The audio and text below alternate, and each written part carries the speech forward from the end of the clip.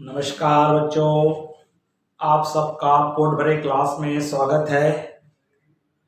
आप लोगों की क्लास 11th की अकाउंट की क्लास में इसके पूर्व के वीडियो में हमने सहायक पुस्तकें जिसमें हमने देखे थे क्रय बही विक्रय बही किस प्रकार से बनाई जाती है ना। इसका सेकंड पार्ट हमारा आता है नगद व्यवहार से संबंधित, और इस नगद व्यवहार में व्यापारी के द्वारा जनरल पंजी और प्रपंजी के अतिरिक्त एक एडिशनल बुक रखी जाती है। उस बुक को हम क्या कहते हैं? कैश बुक कहते हैं। और यहाँ पे कैश बुक जो है 4 प्रकार की होती है। कितने प्रकार की होती है? 4 प्रकार की होती है। एक होती है सिंपल कैश बुक, साधारण रोकड़ बही। दूसरी होती है 2 कॉलम कैश बुक, द्विस्तंभी रोकड़ बही, जिसमें 2 बनती है, कैश प्लस डिस्काउंट और रोकड़ plus bank, cash plus bank की। थर्ड हमारा आता है त्रिस्तंभी रोकड़ बही, 3 कॉलम कैश बुक, और जो कैश बैंक और डिस्काउंट को लेकर बनाई जाती है। और चौथी बुक आती है पेटी कैश बुक, खुदरा रोकड़ बही। तो इस प्रकार से बच्चों 4 पुस्तकें बनती है कैश से रिलेटेड। आज मैं समझाने जा रहा हूं आपको सिंपल कैश बुक, साधारण रोकड़ बही किस प्रकार से बनाई जाती है और इसको किस तरह से अकाउंटिंग किया जाएगा। तो सिंपल कैश बुक सहायक पुस्तक के का हमारा पार्ट है। इसमें कॉलम होता है हमारा, पहले डेट का होता है, डेट या तिथि। यहाँ पे डेबिट में नगद प्राप्तियां, जो भी आपको कैश रिसीव होगा, नगद प्राप्तियां लिखे जाएंगे, कैश रिसीव। और एक रहता है वाउचर नंबर, प्रमाणक नंबर, और एक रहता है जनरल फोलियो नंबर और अमाउंट, राशि। ठीक इसी प्रकार यहां से 2 साइड होते हैं। सेकंड पक्ष हमारा होता है डेट, तिथि और नगद भुगतान। यहां लिखा जाता है कैश पेमेंट, नगद भुगतान, कैश पेमेंट। और यहां भी रहता है आपका वाउचर नंबर और जनरल फोलियो नंबर और अमाउंट, राशि। तो जो एक्चुअल में जो व्यापारी लोग मेंटेन करते हैं यही कैश बुक मेंटेन करते हैं। केवल फर्क ये रहता है कि उनके पास ये जो बुक रहती है प्रिंटेड रहती है, छपी छुपाई रहती है। इसके 2 पार्ट में पेज होता है। पहला पार्ट जो रहता है उसमें जितनी भी प्राप्तियां होती लिखी जाती है। सेकंड पार्ट जो रहता है भुगतान का रहता है। ये पहला पार्ट एक पेज में प्राप्तियां रहती है और सेकंड पेज में क्या रहता है? भुगतान रहता है। तो साधारण व्यापारी चाहे वो किसी कंपनी में हो, फैक्ट्री में हो, किसी कार्यालय में हो, प्रोफेशनल व्यक्ति हो, हर व्यक्तियों के द्वारा ही सिंपल कैश बुक ज्यादातर रखी जाती है। तो सिंपल बुक कैसे बनती है ये सबके लिए समझना सीखना अनिवार्य है, जानना जरूरी है। तो इसमें सबसे पहले इसका डेबिट पोर्शन होता है। ये वाला पोर्शन डीआर पक्ष कहलाता है और ये वाला पक्ष क्या कहलाता है? सीआर पक्ष कहलाता है, क्रेडिट साइड कहलाता है। तो डेबिट साइड में जो भी फर्म में, जो भी व्यापार में कहीं से भी पैसा आएगा, धन आएगा, तो सबको डेबिट साइड में लिखोगे। और व्यापार से जब भी पैसा जाएगा तो वो सब कहाँ आएगा? क्रेडिट साइड में लिखा जाता है। तो सबसे पहले क्या आएगा? अगर मान लीजिए कोई व्यापारी पुराना है या नया है। अगर व्यापारी नया होगा तो इसी साल अपना स्टार्ट करेगा। तो जब नया अगर व्यापारी होगा तो उस समय 1/1/2020 को यहां लिखेगा टू कैपिटल, क्योंकि वो अपना निजी पैसा लगाता है। क्या लगाता? अपना निजी पैसा लगाया उसने 10,000 रुपए और व्यापार चालू किया। तो 1 तारीख को उसके व्यक्तिगत द्वारा दिया गया पैसा है। अगर व्यापारी पुराना होगा, 1 साल पुराना, 2 साल पुराना, 3 साल पुराना होगा, तो उसके पास कैश इन हैंड होगा, कुछ ना कुछ पैसा उसके तिजोरी में होगा, जिसको यहां पे लिखा जाता है टू बैलेंस ब्रॉट डाउन, शेष लाया गया। पहले से उसके पास क्या था? 10,000 रुपए या तो था या तो फर्म में लगाया गया। अब फर्म में कहां कहां से पैसा आएगा? तो फर्म में जो पैसा आता है किसी भी व्यापारी के पास, वो केवल कहां से आता है, उसका मेन प्रोफेशन क्या होता है, या तो माल का विक्रय करना या तो सेवा देना। अगर माल का विक्रय करता है तो दो करता है, एक नगद विक्रय करता है और एक उधार विक्रय करता है। तो नगद विक्रय किया होगा तो आपको तुरंत पैसा मिलेगा, और उधार विक्रय किया होगा तो आपको 15 दिन के बाद, 1 महीने के बाद, आपने जितना समय उसको दिए हो उस समय के पश्चात वो आपको भुगतान करेगा।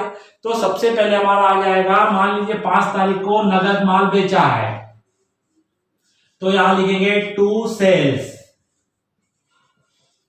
विक्रय लेखे से।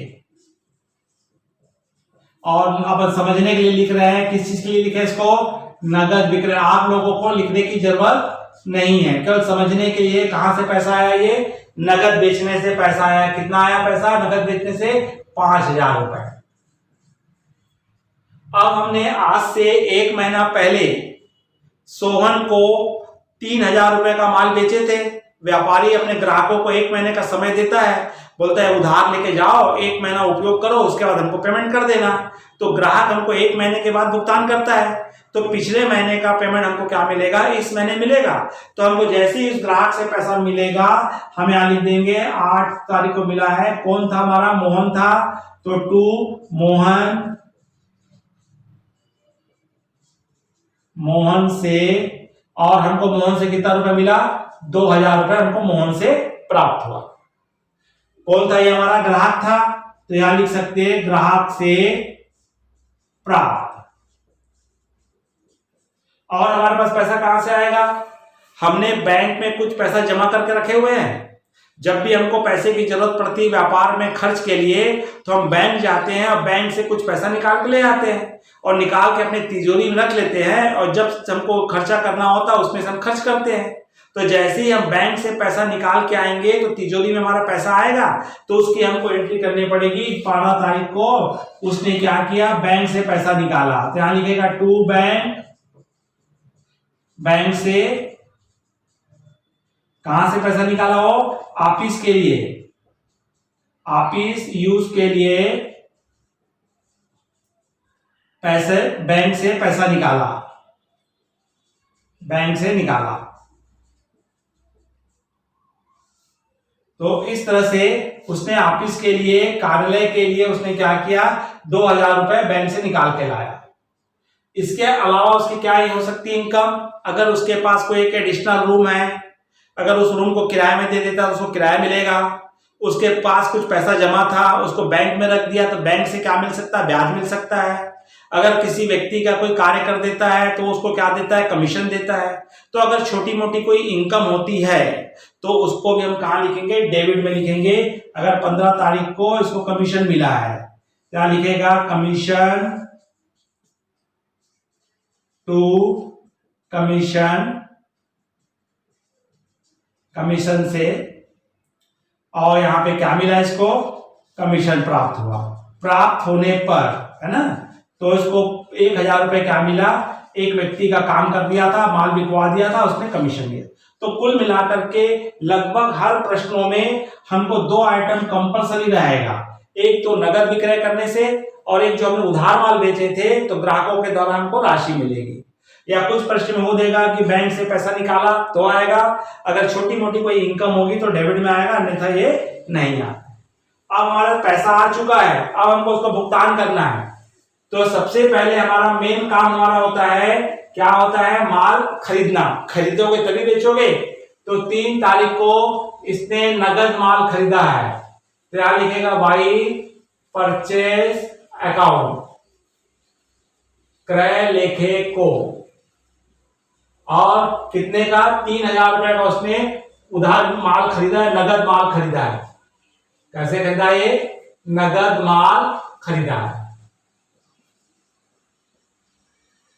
8 तारीख को इसने क्या किया, अपने व्यापार को सुचारू रूप से चलाने के लिए इसको फर्नीचर की जरूरत है, तो इसने फर्नीचर खरीदा। तो यहां लिख देगा बाई फर्नीचर अकाउंट, फर्नीचर लेखे को, फर्नीचर नगद खरीदा।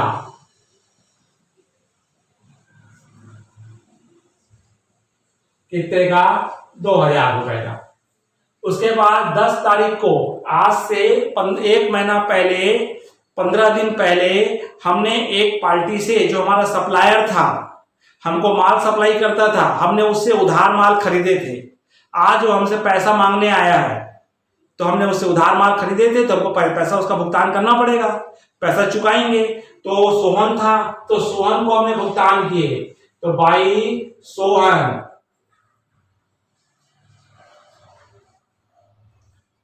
और इसको भुगतान किया आपने सोहन को। तो यहां पे हमारा कौन था, ये पूर्तिकर्ता था, पूर्तिकर्ता को चुकाया। कितना चुकाया, 2000 रुपए। उसके पश्चात कुछ पैसा इसके बाद ज्यादा इकट्ठा हो गया था, खर्च अभी करना नहीं था, तो खर्च हो जाएगा या तुम्हारा गुम जाएगा, चोरी हो जाएगा, इसलिए ले जाकर हमने उसको क्या किया, बैंक में जमा कर दिए। तो 15 तारीख को इसने कुछ पैसा क्या किया, बैंक में जमा कर दिया। तो यहां क्या आएगा, बैंक अकाउंट, बैंक लेखा, 2000 रुपए इसने बैंक में जमा कर दिया, बैंक में जमा किया। फिर 18 तारीख को इसके घर पे, खुद के घर पे उसको कुछ पैसे की जरूरत थी, बच्चे के स्कूल की फीस देनी थी या अपने घर का किराया देना था, तो उसने दुकान से 2000 रुपए निकाल लिया। तो क्या कहलाता है, जब निजी उपयोग के लिए निकालता है, स्वयं के उपयोग के लिए, तो उसको हम क्या कहते हैं, आहरण कहते हैं, ड्रॉइंग्स अकाउंट। क्या कहा जाता है, ड्रॉइंग्स अकाउंट, आहरण लेखा, स्वयं के उपयोग के लिए। आप इसके लिए निकाला है, स्वयं के उपयोग हेतु, क्योंकि इसी से उसका घर चलता है। तो 1000 रुपए क्या किया उसने, स्वयं के उपयोग के लिए निकाल लिया। उसके अलावा 20 तारीख को दुकान किराए पे लिया हुआ था, शॉप उसका रेंट पे था, तो दुकान मालिक किराया मांगने आया, तो उसने गले से निकाल करके दुकान मालिक ने क्या किया, किराएदार स्वामी को क्या किया, पैसा दे दिया। तो पेट किराया, पेट, तो रेंट अकाउंट, किराया, किराया चुकाया 1000 रुपए। इसके यहां पे इसके काम में सहयोग करने के लिए एक कर्मचारी था, वो कंप्यूटर का काम देखता था या अकाउंट का काम देखता था या उसका सहयोग करता था। फ्री में तो सर्विस देगा नहीं, तो उसके बदले में क्या लेता हो, सैलरी लेता है, वेतन लेता है, तो उसको वेतन चुकाए। तो 25 तारीख को हमने उसको क्या चुकाया, वेतन दिए हैं। तो बाई सैलरी, वेतन लेखा, किराया चुकाया, वेतन चुकाया 1000 रुपए। तो इस तरह से हमने क्या देखे कि 1 तारीख से लेकर के कब तक, 30 तारीख तक, महीने के अंत तक कहां कहां से हमको पैसा आया और कहां कहां पे हमने पैसे का भुगतान किए। तो अब हम देखेंगे कि हमारे पास कितना पैसा आया, जिसमें से कितना पैसा खर्च कर दिया, भुगतान कर दिया, और अभी हमारे पास कितना पैसा बचा हुआ है। तो इसका टोटल करेंगे, 10, 5, 15, 15, 2, 17, 17, 2, 19 और एक कितना आ रहा है, 20,000 आ रहा है। कितना आया, 20,000। और इधर का टोटल कर रहे हैं, कितना आया, 3, 2, 5, 5 और 2 7, 7, 2, 9, 9 और 1 10, 10 और 1 11, 11 और 1 12। मतलब डेबिट साइड का 20,000 आया और उसमें से 12,000 या तो हमने खर्च कर दिए, या तो बैंक में रख दिए, या तो किसी को चुका दिए। तो अभी हमारे पास कितना बचा हुआ है, 8,000 बचा हुआ है। तो ये 8,000 रुपए बैलेंसिंग अमाउंट है, और इसको जोड़ने के बाद दोनों मिला के क्या आ जाएगा, दोनों साइड 20, और जो अमाउंट आई है उसको महीने के आखिरी तारीख को बाई बैलेंस सीडी लिखते हैं, शेष ले गया। और इस तरह से हमारी जो कैश बुक है ये बता रही है कि हमारे पास 20,000 रुपए इस महीने आया, जिसमें से हमने 12,000 रुपए या तो खर्च कर दिए, या तो बैंक में रख दिए, या तो संपत्ति खरीद लिए। अभी हमारे पास तिजोरी में 8,000 रुपए है। मतलब अंतर की राशि कैसे निकाली जाती है, बड़े टोटल में से छोटे टोटल को माइनस करेंगे। तो ज्यादातर कैश अकाउंट में हमारा डेबिट का टोटल ज्यादा आएगा, क्रेडिट का टोटल क्या आता है, कम आता है। तो बड़े टोटल में से छोटे टोटल को घटा दोगे, घटने से जो अंतर की राशि आएगी वो आपके लिए क्या कहलाएगी, कितना पैसा आपके पास अभी तिजोरी में बचा हुआ है, cash in hand balance amount कहलाती है। तो ये तो बच्चों क्या था, सिंपल केस बुक थी, बहुत सरल है। जो पैसा आएगा उसको डेबिट में रखो, जो पैसा जाएगा क्रेडिट में। और जो मैं ब्रैकेट में लिखा हूं, ये क्वेश्चन बनाते समय आपको ब्रैकेट में लिखने की आवश्यकता नहीं है, डायरेक्ट परचेज लिखेंगे, फर्नीचर लिखेंगे, शोन। यह आपके समझने के लिए मैंने बताया हूं क्यों लिखे है। तो ये तो ठीक है सिंपल केस बुक, साधारण रोकड़ बही। अगर बच्चों अगर हम द्विस्तंभी रोकड़ बही देखते हैं, रोकड़ प्लस बट्टा का, तो सेम रहता है, कॉन्सेप्ट सेम है, सब कुछ सेम है, थोड़ा सा फर्क हो जाता है।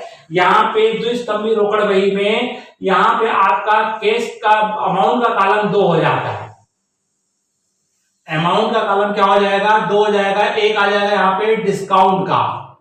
ठीक उसी प्रकार क्रेडिट साइड में भी एक कॉलम आ जाएगा आपका यहाँ पे डिस्काउंट का, बट्टा का। तो यहां पर कहीं कोई फर्क नहीं पड़ता है, केवल इसका फर्क पड़ता है जब किसी ग्राहक से हमको पैसा मिलता है और अगर हम किसी ग्राहक को पेमेंट करते हैं। ये दो आइटम है, यहां पे हमको इसका इफेक्ट पड़ता है बट्टे का। तो इसके संबंध में हमको जो आइटम दिया रहता है वो किस प्रकार से दिया रहेगा।